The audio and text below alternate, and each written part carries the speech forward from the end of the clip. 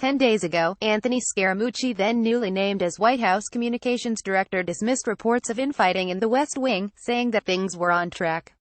On Monday, he was out of a job. The following events trace the meteoric rise and fall of Scaramucci, a 53-year-old former hedge fund investor nicknamed the Mooch Sells Company but no White House job. Anticipating a role in the incoming administration of then-President-elect Donald Trump, Scaramucci moves to avoid any potential conflict of interest by selling his stake in his global investment firm, Skybridge Capital. Scaramucci is blocked from a White House position, however, by Trump's Chief of Staff Reince Priebus and Chief Strategist Steve Bannon, both of whom were reportedly not overly fond of the brash Wall Street financier.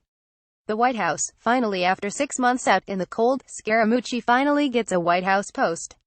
He is named Communications Director on July 21 of a White House that is beset by open feuding and leaks, and seeking to counter charges it is in disarray.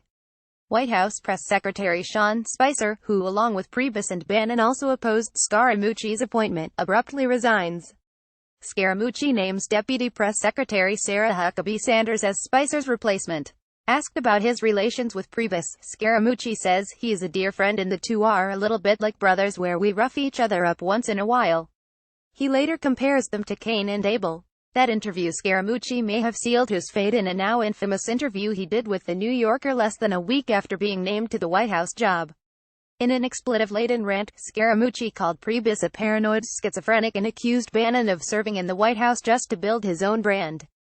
Scaramucci also predicted that Priebus would be forced to resign, which he indeed did 2 days later. Scaramucci did not apologize for the tirade, but said he would try to clean up his language in the future. "I sometimes use colorful language. I will refrain in this arena but not give up the passionate fight for a real Donald Trump's agenda," he tweeted. The end. Scaramucci is ousted just as the new White House Chief of Staff John Kelly, a no-nonsense former Marine Corps general named to replace Priebus, takes charge. Mr. Scaramucci felt it was best to give Chief of Staff John Kelly a clean slate and the ability to build his own team. "We wish him all the best," the White House said in a terse statement. When asked about Scaramucci's departure on Monday, Sanders refused to be drawn about the details, but did say that Trump believed his remarks to The New Yorker were inappropriate. She declined to elaborate.